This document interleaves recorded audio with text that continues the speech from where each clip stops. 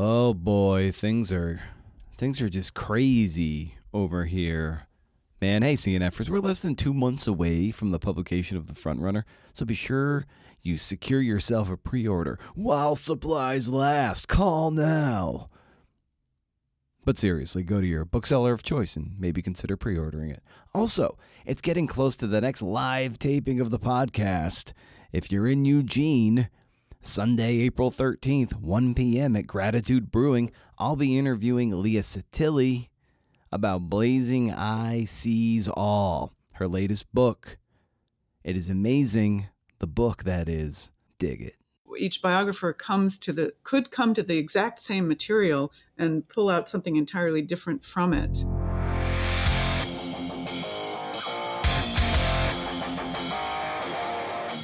Hey, CNFers, it's the Creative Nonfiction Podcast, a show where I speak to tellers of true tales about the true tales they tell. I'm Brendan O'Mara. Don't worry about it. By the time you hear this, I will be having a panic attack of sorts as I get ready to deliver my talk on unauthorized biography at the Power of Narrative Conference. Hope you got your CNF 15 discount. They sold out. I hope some of that sellout came from people on the show who might have gotten some burrito money from that discount. No matter. My slides are pretty boss. I will say that. Most are hand-drawn with the signature irreverence you've come to expect from ya boy B.O. Megan Marshall is here. You can find her at meganmarshallauthor.com. Megan is the Pulitzer Prize winning author of Margaret Fuller, A New American Life. She's also the author of the Peabody Sisters. I'm pronouncing Peabody. It might be Peabody Sisters, but like if you grew up in Massachusetts, there's a town called Peabody, which north of Boston. Some people come in, they're like, oh, it's Peabody. And they're like, nope, it's Peabody. 3 women who ignited American romanticism, and Elizabeth Bishop, A Miracle Before Breakfast. Her latest book, which is featured in the briefly noted section of The New Yorker, and The New Yorker also ran one of her essays of the book as a weekend essay. It's titled Afterlives, on Biography and the Mysteries of the Human Heart. It's a slim, wonderful book, and I like to view its title as chasing or pursuing lives. Though that isn't its literal take in the book, but as a biographer, you are after lives. In the same way that when this wraps up, I am after a burrito. Show notes to this episode and more at BrendanO'Mara.com. Hey, there. You can read hot blogs and sign up for the monthly Rage Against the Algorithm newsletter. I'm getting more and more ragey, CNFers. So if you want book recs, cool links, and good cheer, sign up. First of the month, no spam. As far as I can tell, you can't beat it. There is now an official weekly companion pod stack at creativenonfictionpodcast.substack.com. If you want the transcripts and the text of the parting shot and deep dives into the archives, this is the newsletter to enrich your podcast experience. I thought more people would be into it, but it's no big deal. I need to do the transcripts anyway for what will eventually be a CNF pod book. And this holds me accountable to get those transcripts done every single week. So whether 5 of you sign up for it or 5,000, it's fine. I'd prefer 5,000, but whatevs. Had a nice time talking with Megan Marshall several weeks ago at this point. Getting to it, yes, about how she goes about her biographies, what she relates to most in the central figures she follows, how she put her career on the back burner when she became a mom, and how she organizes the titanic amount of research she does to bring her books to life. Parting shot on flying and being tempted by beautiful AI and tactical gear. You'll learn. You'll learn. But for now, here's Megan. Riff.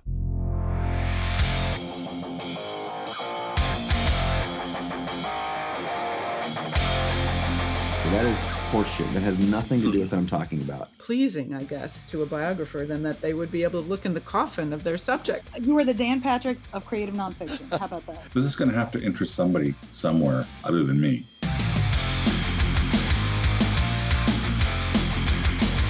Yeah, and I left, I don't know when you left New England, but I left California at age 17 and really never lived back in the West for more than a few months at a time since then, although, with the fires in Altadena and Pasadena, where I grew up. I mean, there's so much that I'm always going to be a Californian. That's where I grew up, and my parents grew up, and my grandparents, some of them grew up. And I'm very sad for my friends who've lost houses. And actually, in one of the essays that I, a couple of the essays, the little house in Altadena where my grandparents lived, which they built in 1923, comes up, and it survived amazingly. Oh wow, yeah, that was one of the things I highlighted when I read the book was that you had this connection to Pasadena and Altadena. I'm like, oh my gosh, like that those fires, definitely hit home or former home for you. Yes, yeah, a lost past, which I almost feel, having written about that little house, a stucco bungalow. Maybe it had to live in order to back me up in my memories in this book. I don't know what I would have done if it were gone. Mm. As someone, I'm just wrapping up, my first soiree into biography, and I Mm, love how you write about biography and afterlives, and I just wanted to one thing that struck out to me was like quite literally the final passage of the book in the epilogue. Where you write, we're all biographers from childhood. Life is short. The ancient doctor Hippocrates warned, and art is long. The pursuit of a craft and the lasting creation itself. So too is the art we make of lives. And I love that passage, and I want maybe you can expand on that and just how biography, in a way, was just always a part of you, and you made a vocation of it. it was. Yes, I think it's a part of all of us. That's another quotation that I refer to very early in the book, is from Gamaliel Bradford, who was a biographer 100 or more years ago. And he said, we're all biographers from childhood.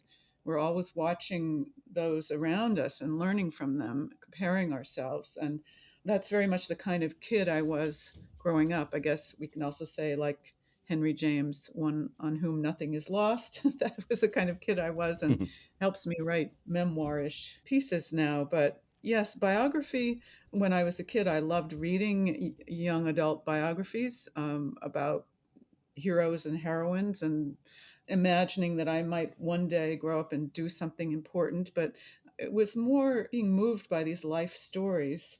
And when I came to college, I started writing poetry. Thought I would be a great, literary figure maybe one day. But what I was most interested in were the poets who were teaching me, Robert Lowell and Elizabeth Bishop, and their lives. I began to realize these people had real lives, just the way, of course, in my young adult biographies of Amelia Earhart and Johann Sebastian Bach and people like that, their real, just ordinary lives were of as much interest to me as, in some ways, as the poetry they were writing. What was it like to be a person of such talent and ambition and drive, and also fears? And I think there's a great gift to the reader in a biography that can uplift, it can inspire, it can also make you feel, this person made the kind of mistakes I've made, or they've made mistakes I'm going to not make. It's a real learning experience. And this book called After Lives is really one that I started in after having written three really big biographies over a period of about 30 years. And it's a great honor, and also something of a burden, to try to convey an entire life. And these essays are sort of shorter pieces that I began to feel I wanted to work at that length. It was a time like now. I started in on this when there was a big change of presidential administration about 8 years ago. And also at the same time, my partner of 15 years was kind of sinking into what became his final illness. There was that to deal with. And then the COVID pandemic came upon all of us. So working at a length of a project that might take 3 to 6 months rather than 3 years to 20 years seemed like the right kind of thing to do. And also a way of bringing the techniques and skills and curiosity of biography to, some issues that I had left unexplored in writing those books, but also my own life. Who were these people that had helped me become who I was, who had helped me become a biographer? When you look back at the body of work that you have in reporting out and researching your main subjects, what of you do you see in them that might have attracted you to them in the first place? That's a very good question. So I have these three books. The first, The Peabody Sisters, about three women who were part of the Transcendentalist movement. One married Nathaniel Hawthorne, one married Horace Mann, a third never married anyone and was her own kind of rabble rouser. Hmm. That book I wrote in a period mainly of child rearing, and where I was really interested in, what kinds of compromises women had to make. Even women of great talent in the 19th century still have to do that today. And I was interested in the ways those same pressures might affect three very different people, although from the same family. So it was a little bit like an experiment. But I was testing out my own feelings about how to handle my ambitions in a period in my life where I couldn't really go full throttle at them. I was had also comes up in the book for a number of rather personal reasons. Well, I'll just say, having had a mother who worked at a job that she didn't enjoy at a time when she had thought she would be working as a painter instead. I missed my mom, and I didn't want my kids to grow up missing me. So I did give a lot of time to their rearing, and I'm glad that I did. But it meant putting my book on the back burner, and I was trying to learn how to have the patience and the endurance to live in that way. And the Peabody sisters were a comfort to me at that time. And then I got divorced, and I was thrown on my own devices. And who did I come up with then? Margaret Fuller, America's first great feminist writer of the 19th century, and someone who was always thrown on her own devices from her mid 20s and led a very creative life. And so she was an inspiration to me when I was suddenly, she was in her 20s and 30s. She sadly died at 40 in a shipwreck, but I was in my 50s, but I needed that kind of life to inspire me. And then, why Elizabeth Bishop? It was kind of a way, I guess, creeping towards this Afterlives book through thinking about Elizabeth Bishop and my years as a poetry student at Harvard and a little bit before that at Bennington, and my original plan as a writer to be more literary, I guess, I imagined, than I would be as a writer of nonfiction.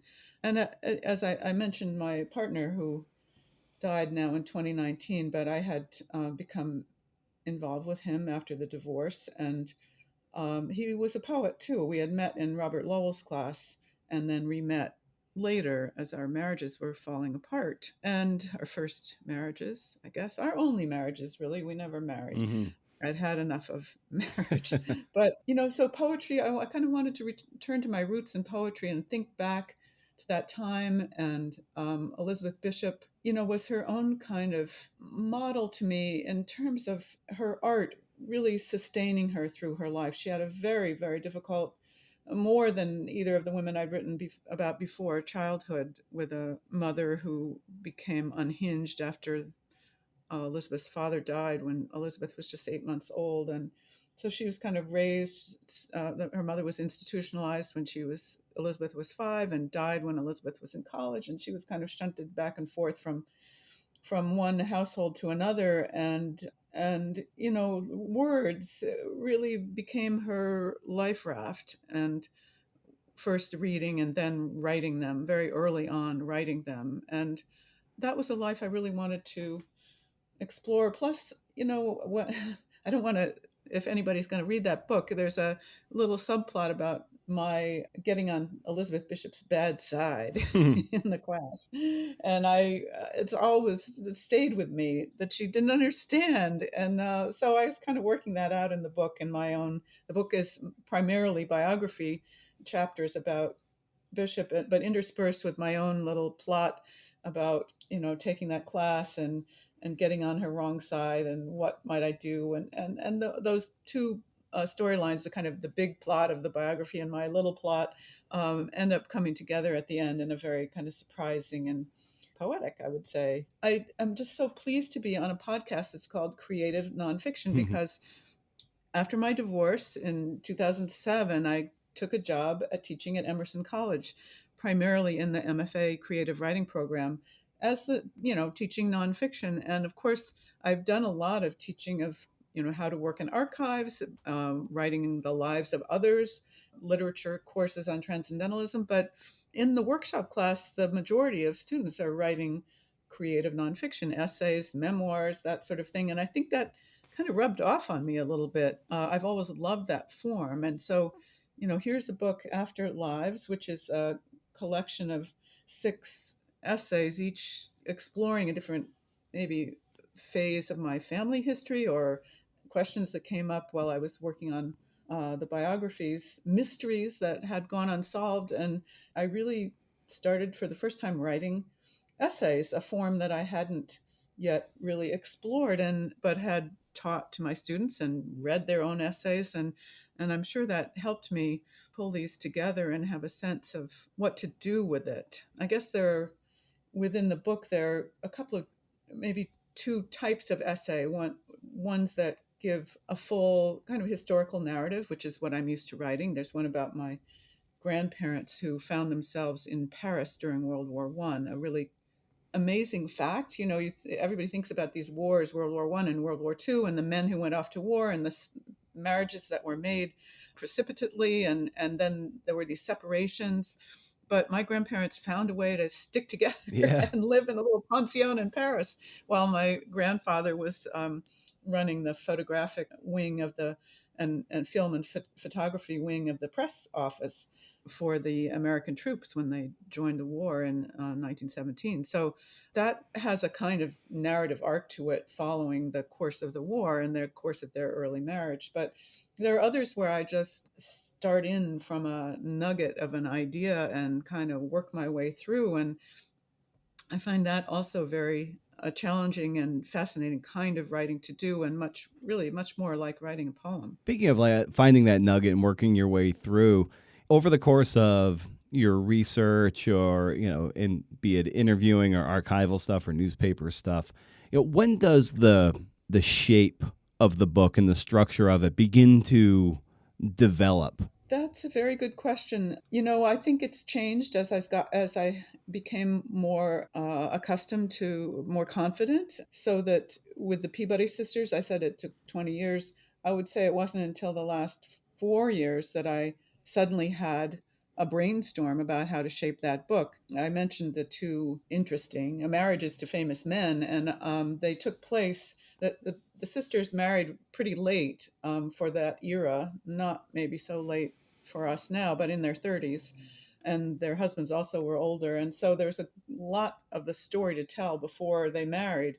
I don't want to give everything away about that book, but I ended up, because the Hawthornes married in 1842 and the Manns married in 1843. And those weddings are kind of the bookends of the book. And we have the Hawthorne wedding and then a big flashback to all the lives that lead up, and then the fulfillment in 1843, which is the peak of transcendentalism and the peak of Elizabeth's influence. So, but that notion didn't come to me until very late in the work on the book.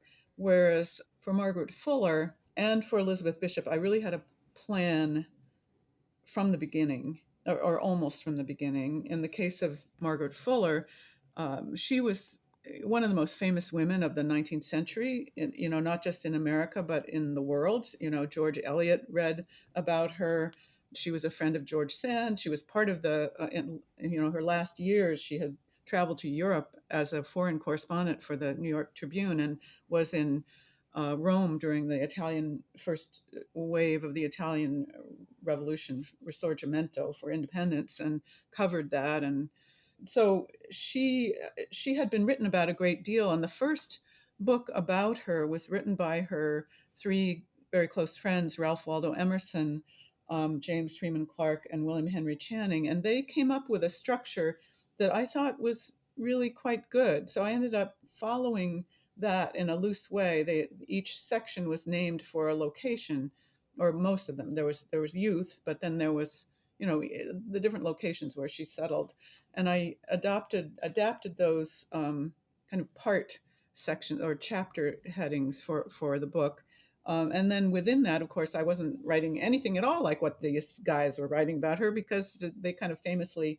tried to make her a more tame person and, less of a radical. They wanted her to be a more polite woman. Nevertheless, it was such a dramatic story. I said that many people, many women and men were drawn to her life as a model. So that was the structure that I planned, and I even also I knew about this shipwreck, which I'm not hiding that. I just talk about it in the very beginning of the book, because one of the most thrilling documents that I looked at was her diary of her year and a half in Rome, and it had survived the shipwreck. She didn't, but this journal did, and I was so curious to see what a journal that had washed ashore might look like. And amazingly, ink can survive, it can dry, it was readable. So I mentioned that, but I also had a sense of where I wanted the book to end and what quotations I would use, and that was reassuring, I guess. And the book, that, as I said, is 20 years on the Peabody sisters, and then 7 years in and out of teaching on Margaret Fuller. Oh, I guess another thing I wanted to say, I also knew as soon as I was lucky in the case of Margaret Fuller that a scholar named Robert Hudspeth had edited and published all of her letters in 6 volumes. And I started reading them. I opened the book and I read the first letter, and it was, "Dear Father." Her father was a politician and went to Washington in the House of Representatives. She was 5 or 6 years old writing, and I went to look at the letter, just very, print and kind of wobbling down the page. But here I was reading it in these official books. She said, "Dear Father, it is a heavy storm. I hope you will not have to come home in it." And I thought, whoa, this is a book about someone who dies in a storm coming home from Europe.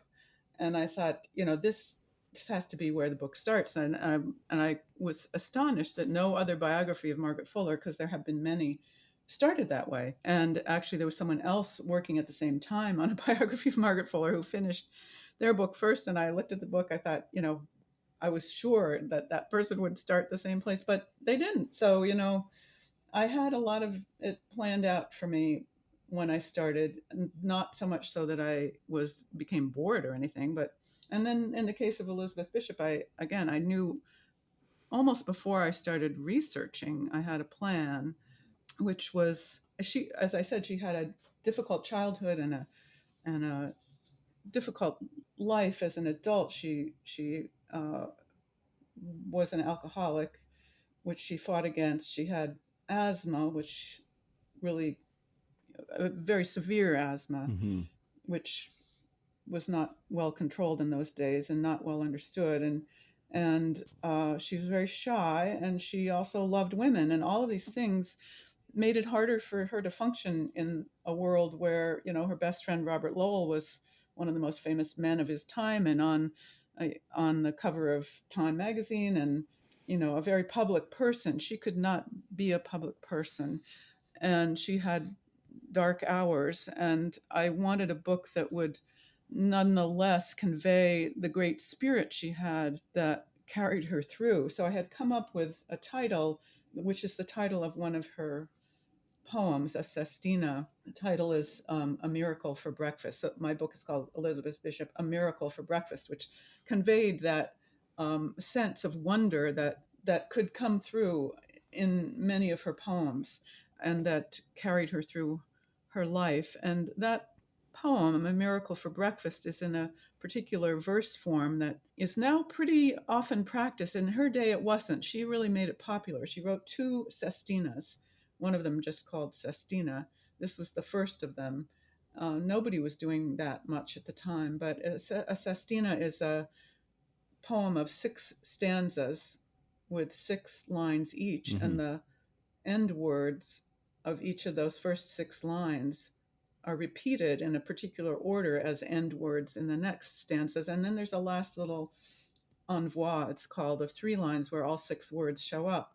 And I thought, my God, here's my book structure. I would name my chapters from the end words of A Miracle for Breakfast, which were balcony, crumb, coffee, river, miracle, and sun.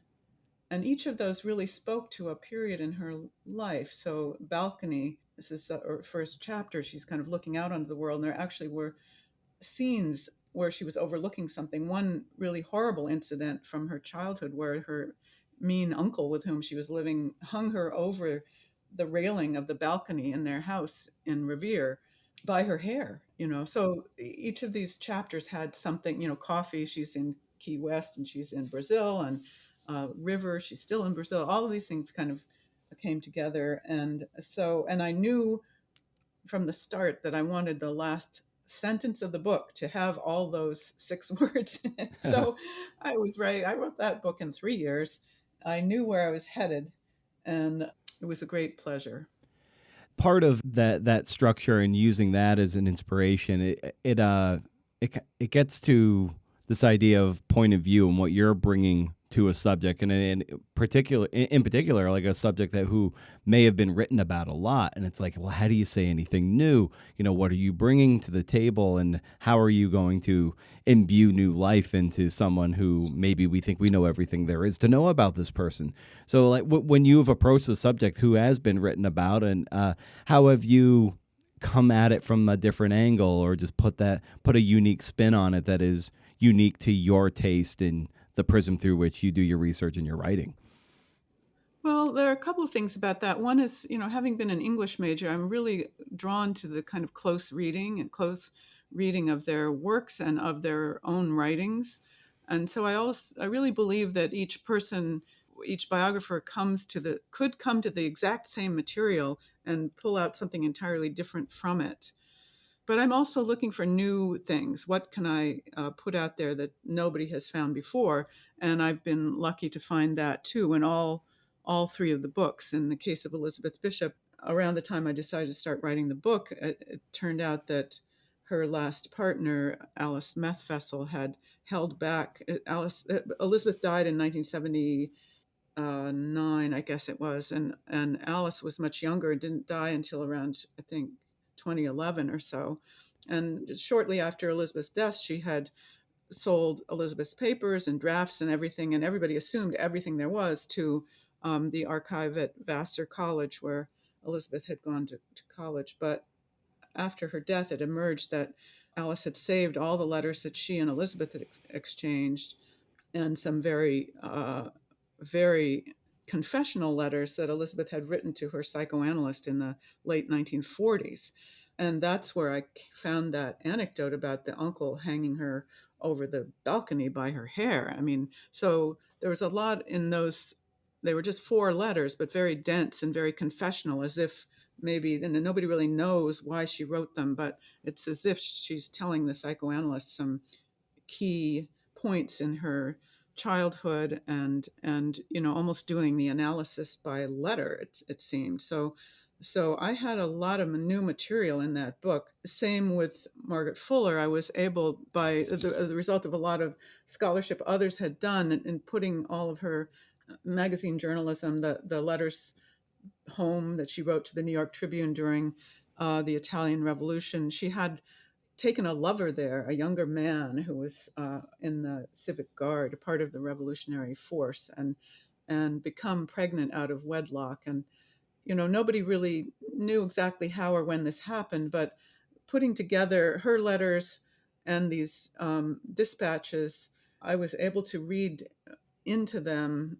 exactly when she had fallen in love and how and where, with this younger man, in a way that no one had before, because of the excellent annotation of these Tribune columns. So that suddenly I knew she was quoting a poem of Shelley's that described two lovers, walking above a city and spending a night together. And she quotes that, just a very brief line from it. But I looked up the quotation and I saw here she's really leaving clues, I realized. And in the case of the Peabody sisters, I had also uncovered some romantic secrets.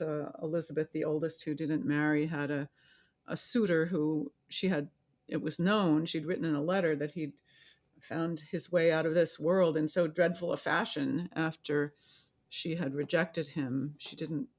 I don't know whether she didn't want to marry anyone or she sensed that he was a little bit unhinged. He was a Harvard Divinity School student, who, part of one of the promising young men, but he wasn't for her. And And not too long after, he went and put a bullet through his brain. But nobody knew who that was, or that about that he'd put a bullet through his brain, until I did a lot of scrounging and finding and figured out who he was. There was only his initials, LB, but I found he was Lyman Buckminster. Mm. Anyway, so it's a combination of close reading and going at the research so avidly and creatively, I guess, and insistently. I guess another discovery I had in the Peabody Sisters book was about a love triangle of the Elizabeth and Sophia both being in love with Nathaniel Hawthorne, which was something that had been rumored endlessly and denied by Elizabeth through her life. She outlived Sophia and Nathaniel by several decades. But I won't tell you. Anyway, I found some evidence. But that kind of curiosity and search is really what kept driving me through the essays in Afterlives. So that the first one, I've said the title of the book kind of refers to being after writing these lives, but I'm also interested in the afterlives of my subject, what goes on with them, my own continued interest in them, and after thoughts in a way about them. So the first of the essays has that same title, After Lives, and it's about my ongoing fascination with Una Hawthorne, the oldest of the Hawthorne's children, who died at 33, kind of mysteriously. And I won't reveal to you what I found, but I will say that the little nugget from which this essay began was a chance opportunity when the remains of both Sophia and Una, her daughter Una, who had both of them died in England, were returned, as people thought of it, to Sleepy Hollow Cemetery in Concord, where Nathaniel was buried and where the family had lived a great deal of their time. I happened to be invited to a situation where I was allowed to look inside the coffin. You can't think of anything more pleasing, I guess, to a biographer than that they would be able to look in the coffin of their subject. But I did. I mean, it's weird to say that's pleasing, but of course, who wouldn't want to look if they could? And it was, over 150 years later, there wasn't what you might think, no skeleton. And I won't tell you what I did find, because that's in the essay, and it sent me on this hunt for what really might have become of Una Hawthorne. And taking deadline out of it, when do you know you're ready to start writing? Oh, well, when do I know I'm ready to start writing? People often say it's when they start finding, if you're working biographically, finding the same thing said in different ways by same people. You're not finding any new material. But, and I think there is something to that. But for me, I think maybe it's when the first sentence comes to me in a kind of, surprising moment. I might be going for a walk, or that was very true of these essays. They began with a nugget of, what I might want to write about. One of them is about objects and what objects mean to us and how they can be used in writing history and memoir. And I was thinking about this thing, this ice pick that had belonged to my dad, and other things, and I was reading a lot about the what sociologists and art historians and historians say about the meaning of objects in people's lives, anthropologists. But then suddenly a line came to me, and I knew that's when I was ready to write, and I would start writing, and all this research I would do, would fall into place somewhere. And that line was, I said, why do I keep it? That was really, why do I keep it? I asked myself each morning, why do I keep a wooden handled ice pick on my kitchen windowsill? Its tarnished prong thrust into an ancient wine cork for safety's sake. Anyway, I won't go on from there, but it's the line comes to me, and then, I work and revise a lot as I'm going forward, and take walks, and more lines come to me, and I try to remember them as I'm walking home. Yeah, in that essay, there was one little passage I had highlighted. It was about these portable desks, and but you're speaking to it, having these objects, and to give things, life and words, and embedded in that is just how you can take this little thing as a springboard and follow that. It's amazing if you allow it to take you wherever it's going to take you, the kind of journey it'll take you on, like from the ice pick to where the essay took you. It's kind of invigorating when you allow it to, when you ride the current of that. Thank you. Yeah, I think that is, maybe the very definition of creative nonfiction, which I don't necessarily consider, although they are created, they are, works of the imagination. But my biographies, I tend to I wouldn't necessarily categorize them as creative nonfiction, although perhaps the Bishop one, because it's got this memoir aspect. But yeah, the essay that follows, well, it's something that Bishop's also said about her poem. She wanted the poem to reproduce the mind in the act of thinking. And that's kind of what essays often do. As I said, I teach the essay, the personal essay, and I've read many of them, but because I'm putting my own passion for history in them, mine I think are rather different from ones you might find. And they're meant to give the reader the sense, which we all should be aware of, that we're living in history as it's being made. We're living with history, carrying our history with us. And I think that's part of what I'm trying to give the reader as well, a sense of a place in the world, a place in time. Well, yeah, there's a moment in the book too, and it seems all the more prescient, especially, yeah, I think it was yesterday, an executive order to make a patriotic education standard in K through 12. Something you wrote where, it's just but they also brought to life the man in the photograph, is, I guess, in your grandfather essay, and it said, it reminded me how much we lose when we turn away from the past. And that just seems like that's what they want to do, is turn away from the past that might be ugly. And I think that good biography and good history, like, casts our gaze back into, and then reflect it into a modern context, so we can best learn or be inspired and chart a better path. And I wonder, yeah, just like how you're thinking about that when you cast your eyes backward and to try to learn from things in the past. You say that very well, so thank you. Everybody, remember what Brendan said. um, but I think I was searching too for a past, and one of the essays I'm particularly proud of having written, because it's writing that I had wanted to do pretty much my entire adult life, is a kind of a tribute to my high school classmate, Jonathan Jackson, who was the younger brother of George Jackson. People might know of the Soledad brothers. They certainly know of Angela Davis and her arrest after this terrible shootout in the Marin County Courthouse that was provoked by my classmate, Jonathan, at age 17, who had a plan, he thought, to rescue his brother, who had been wrongly imprisoned for 10 years and then seemingly wrongly implicated in the murder of a prison guard.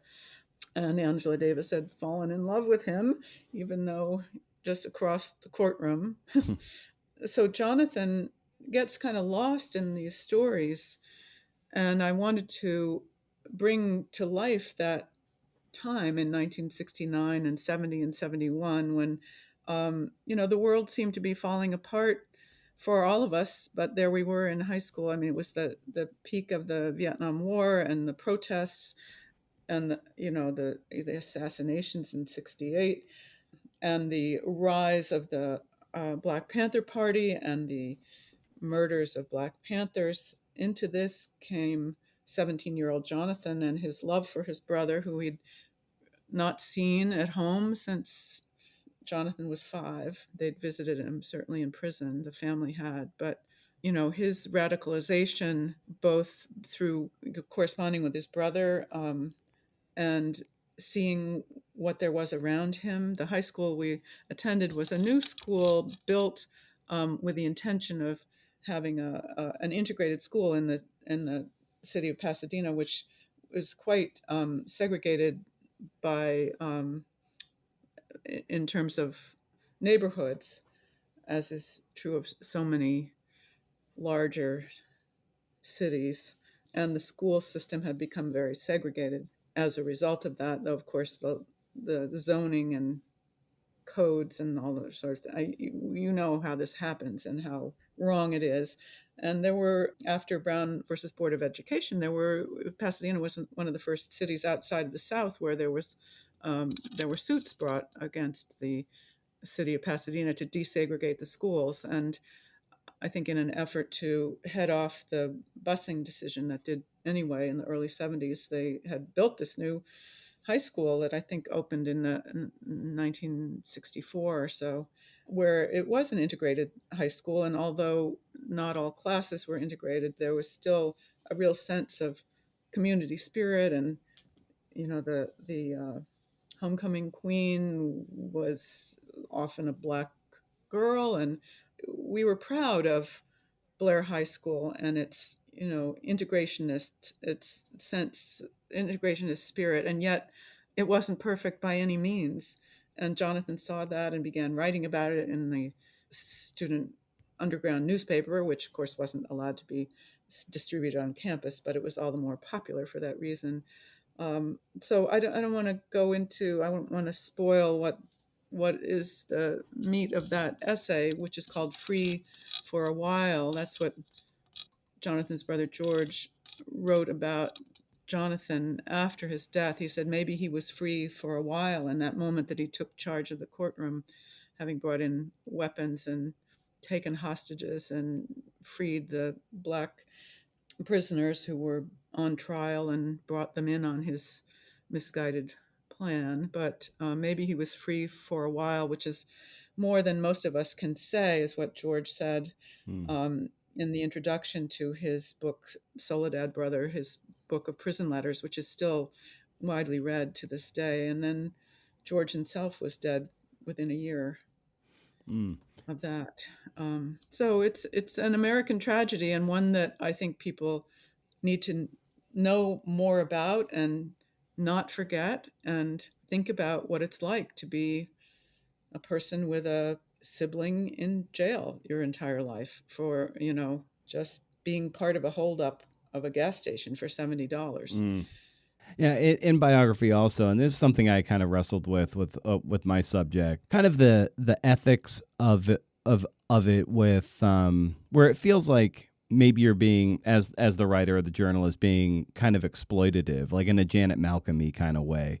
And I wonder for you, just a lot of the subjects you wrote about have had passed or had long passed, and so maybe it doesn't feel as thorny, but in some level, as the writer, we stand to benefit from publishing these books, and we can reason the value and the utility of it, which I could do that all day long, and I'm sure you can too.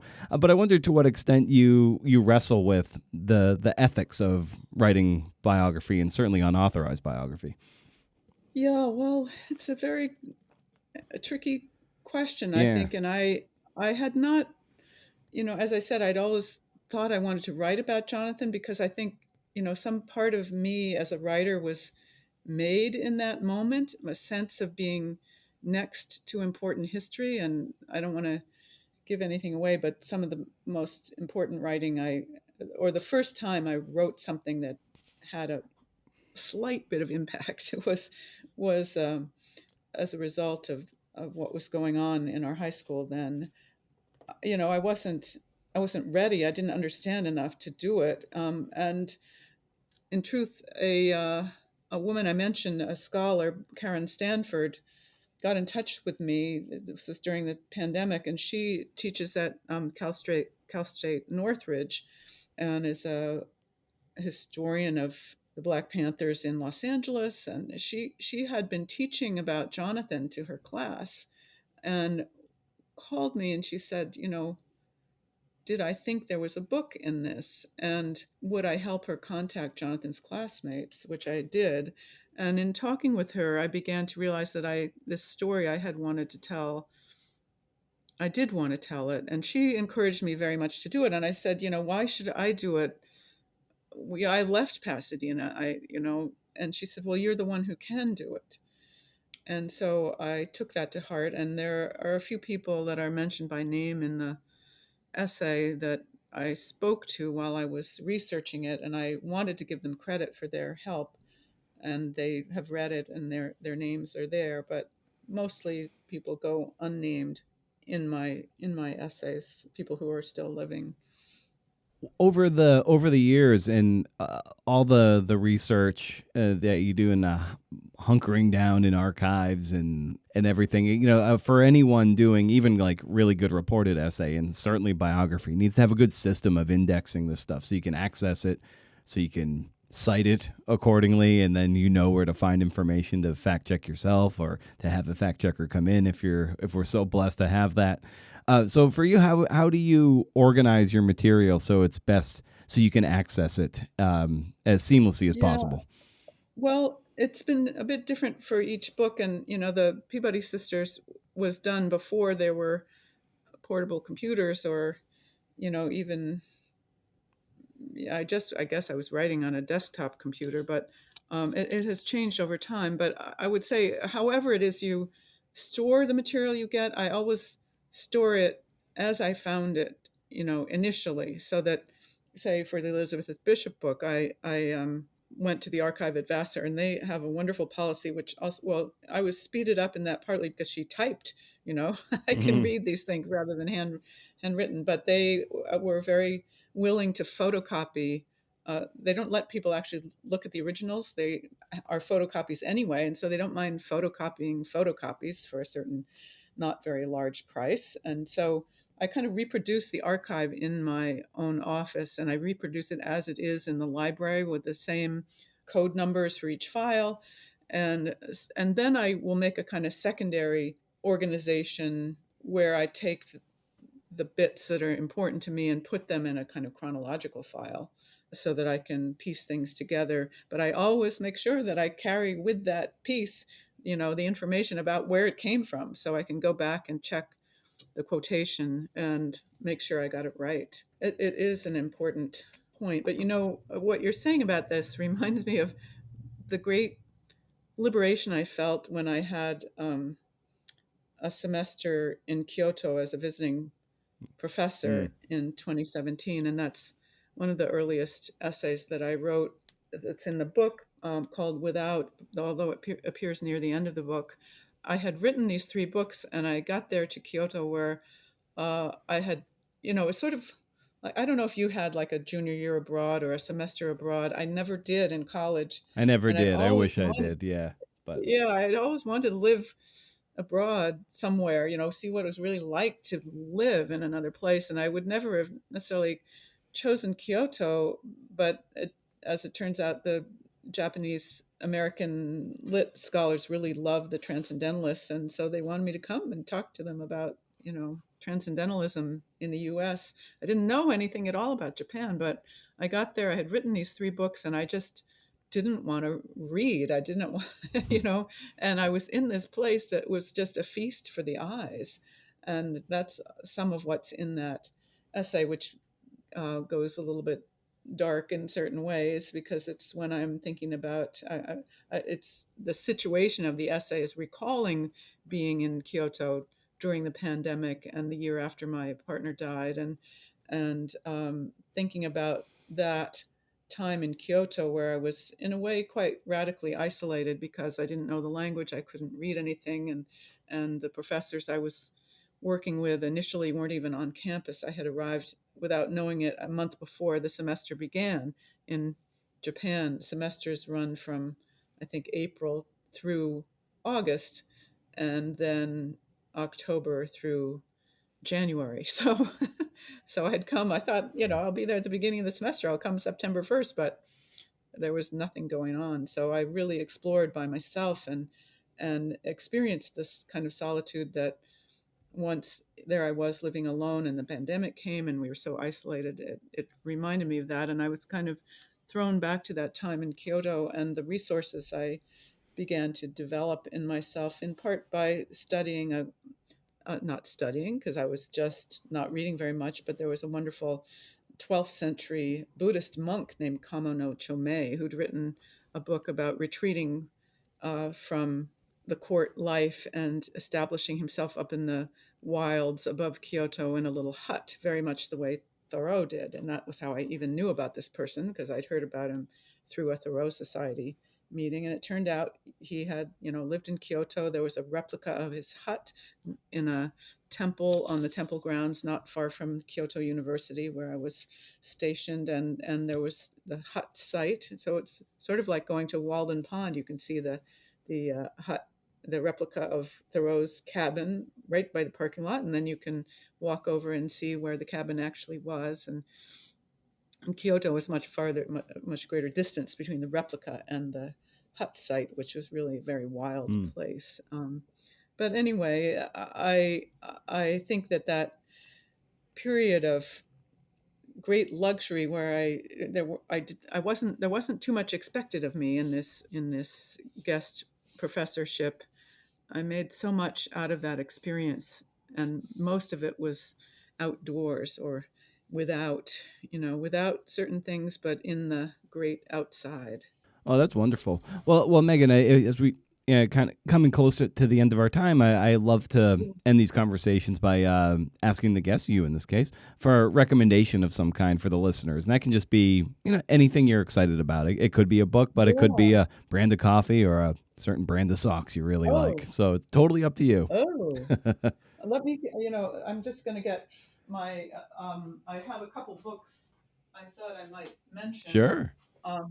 Although, gosh, I do like certain brands of. I have to confess, ever since I was pregnant with my second child and the last child, I have been a decaf drinker. But the Intelligentsia coffee down the street from me has a 10 or 20% off on coffee beans on Tuesdays. I make sure to get their house blend decaf beans there whenever I can. But there are a couple of books that I wanted to mention. First, because this is creative nonfiction, I'm so proud of two of my students who have published books recently. Cool. And one is Kim Liao, Liao, a book called Where Every Ghost Has a Name, a memoir of Taiwanese independence. She started working on this book when she was in my archival research class.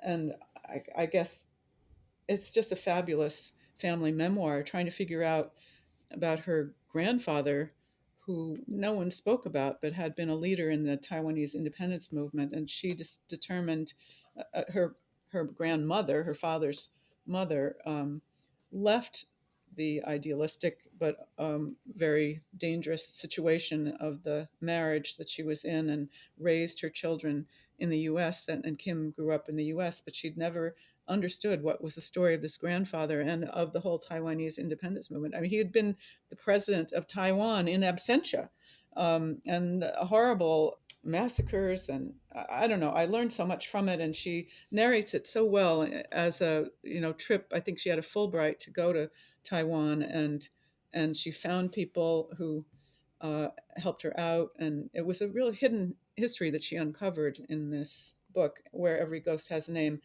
And then another student, Nicole Grave Lipson, Lipson, her book of essays is coming out in March, so very soon. It's called Mothers and Other Fictional Characters, a memoir in essays. And she's just such a close observer of the challenges and gifts of raising children and trying to retain a sense of autonomy and an intellectual life while engaging with younger children. And most of the essays are kind of infused with some literary, a particular book or Shakespeare play. So it's a lot of fun to read that book, and I'm very excited for it. And then I just want to mention three biographies that are coming out in the next summer and fall that I'm really looking forward to. There's Nicholas Boggs has a biography of James Baldwin. Oh, wow. Carla Kaplan has a biography of Jessica Mitford, and Lance Richardson a biography of Peter Matheson. So I'm really looking forward to these big books by wonderful biographers who've spent, in some cases decades, in some cases only 9 years on these books. And I think go read a biography and make a long haul journalist, long haul nonfiction writer happy. Oh my God, that is such a perfect term, like a long haul journalist for biography. I think that is perfect. My dear friend and mentor, Madeline Blaze, out at UMass Amherst. Yes. Yeah, do you know Maddie? I don't know her, but I know how adored she is by students, and she's such a fine writer. She wrote about the basketball team, is that Yeah, right? in These Girls, Hope is a Muscle, and Yes, what an important book. yeah, and her most recent book, which just came out in paperback last year, is a biography on the kind of a forgotten tennis legend in Alice Marble called Queen of the Court.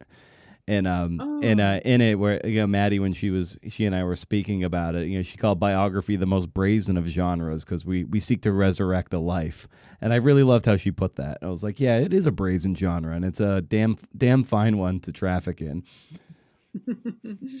yep. Well, we do the best we can, and I think you're right to call it creative nonfiction biography because of that very the hubris that's involved, bringing someone back into the world. And sometimes they are people not all that well known, and that's all the more miraculous. Oh, for sure. Well, Megan, this was wonderful to get to talk a little shop and hear how you think about writing and biography, and certainly this wonderful collection of essays and afterlives. So, just thank you so much for carving out the time to come on the show. And thanks for your great questions too.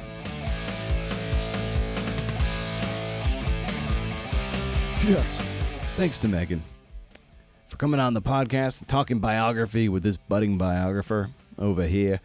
And if you're thinking of pre-ordering The Front Runner, go and do it, friend. We're less than 2 months away from Pub Day. Also, the deletion of all my meta properties is imminent after this book push. So if you want to know what's what, bookmark BrendanOmero.com for hot blogs and other stuff. And sign up for the Rage Against the Algorithm newsletter. That's monthly. And then there's the weekly Podstack, creative nonfiction podcast. Substack.com that comes out with every single podcast. If you're listening to this on Friday, I flew into Boston last night. One hopes I landed safely and didn't meet the same callous, tragic, and avoidable fate of the flyers from a couple months ago. Part of me, hardcore, wanted to cancel on making this trip. But I'm taking the chance, or took the chance. I don't know. Depends. Pick your tense. Must be damned. My flight numbers are DL4149 and DL0474. So if you hear any of those numbers in the news in the next 24 hours, don't expect a podcast next week. With apologies to Amanda Heckert, Yishan Lai, Maggie Messett, Megan Baxter, John O'Connor, John Gliana, for their episodes that are in the can and won't be produced. Throw Debbie Millman in there too, because her interview will be in the can. And Nick Baumgarten is scheduled in a couple weeks or next week, and I won't be there. If this plane goes down, I won't be there. It's not my fault. Please don't be mad at me. I have a nice long layover, or had a nice long layover. Whatever. Don't worry about it. Seattle, and I love that airport. And I love my little Eugene airport, too. It's the best. And flying east is always easier than west. You get a nice little tailwind. Time-wise, at least, it's far easier. About 2 weeks ago, I had Instagram, that thing, on my phone for pod purposes. But as is always the case, if it's on my phone, I will mindlessly open it, click on 3 stories at the top, close it, repeat 7,000 times, give or take. But what was really troubling was when I scrolled down a few squares, I was met with a string of Meta AI bot profiles, if you want to call it that. The first, a very Republican-looking boomer-age white male, think Tommy Tuberville, in a suit with an American flag tie. And this AI asked if I wanted to talk about conservative politics. I was like, what the fuck is going on? It gets weirder.